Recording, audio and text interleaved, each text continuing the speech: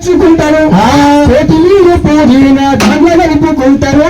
గల్లీ చిన్నది గల్లీ చిన్నది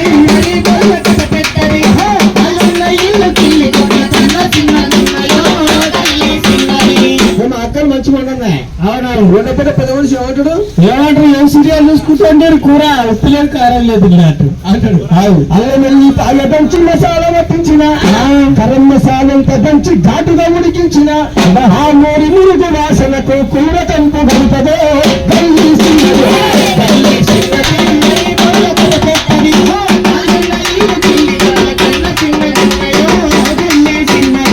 కాబట్టి మన గల్లీలు శుభ్రంగా ఉండాలంటే స్వచ్ఛ భారత్ కంటోన్మెంట్ బోర్డు వాళ్ళు ప్రతి సంవత్సరం ప్రతి ఏరియా తిరిగి చేస్తా ఉన్నాం. స్వచ్ఛ భారత్ స్వచ్ఛ హైదరాబాద్ స్వచ్ఛ తెలంగాణ తెలంగాణ కంటోన్మెంట్ రా. మన కంటోన్మెంట్ లో అన్ని గల్లీలు శుభ్రంగా ఉండాలి. మనల్ని చూసి తక్కువ నేర్చుకోవాలి, తక్కువ కూడా నీట్గా ఉండాలి.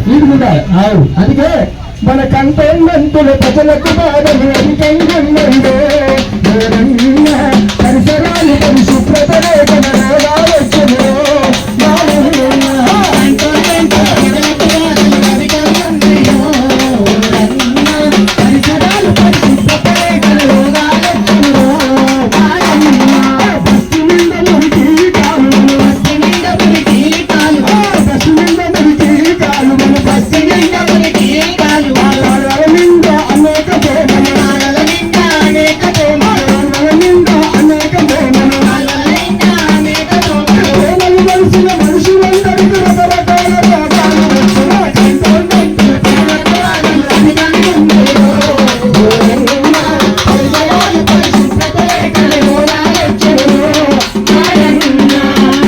మన పరిసరాలు పరిశుభ్రంగా ఉంచుకోవాలి.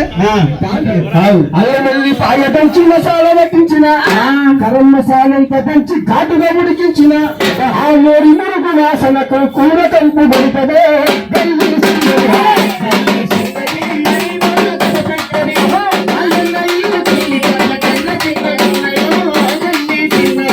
కాబట్టి మన గల్లీలు శుభ్రంగా ఉండాలంటే స్వచ్ఛ భారత్ కంటోన్మెంట్ బోర్డు వాళ్ళు ప్రతి సంవత్సరం ప్రతి ఏరియా తిరిగి చేస్తా ఉన్నాం. స్వచ్ఛ భారత్ స్వచ్ఛ హైదరాబాద్ స్వచ్ఛ తెలంగాణ తెలంగాణ కంటోన్మెంట్ రా.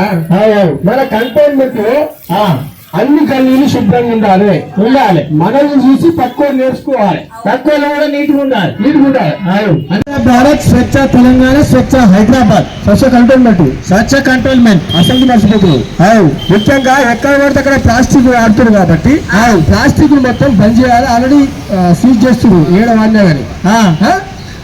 వద్దురన్నా ప్లాస్టిక్ వద్దురన్నా ప్లాస్టిక్ వద్దురన్నా పర్యావరణాన్ని కాపాడుకుందామన్నా బడికాడా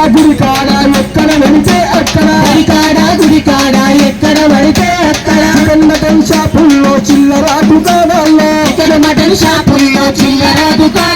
ప్లాస్టిక్ ప్రమాదమని ప్రజలు తెలుసుకోవాలి. పర్యావరణాన్ని కాపాడుకోవాలి. వద్దురన్నా ప్లాస్టిక్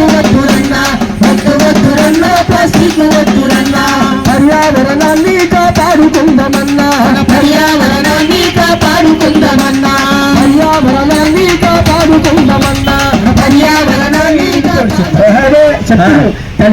తడి చెత్త వేరు చెయ్యాలే నేనా చెల్లెమ్మ వేరు చెయ్యాలే నేనా చెల్లెమ్మ పొడి చెత్త వేరు చెయ్యాలే నా చెల్లెమ్మ వేరు చెయ్యాలే నా చెల్లెమ్మ చెత్త కుండీలోనే చెత్త వెయ్యాలే నేనా చెల్లెమ్మ చెత్త వెయ్యాలే నేనా చెల్లెమ్మ చెత్త కుండీలోనే చెత్త వెయ్యాలే. మనం గుడికి వచ్చినాం అనుకో, సపోజ్ గుడికి వస్తున్నా, గుడి దగ్గరనే ఉన్నాం.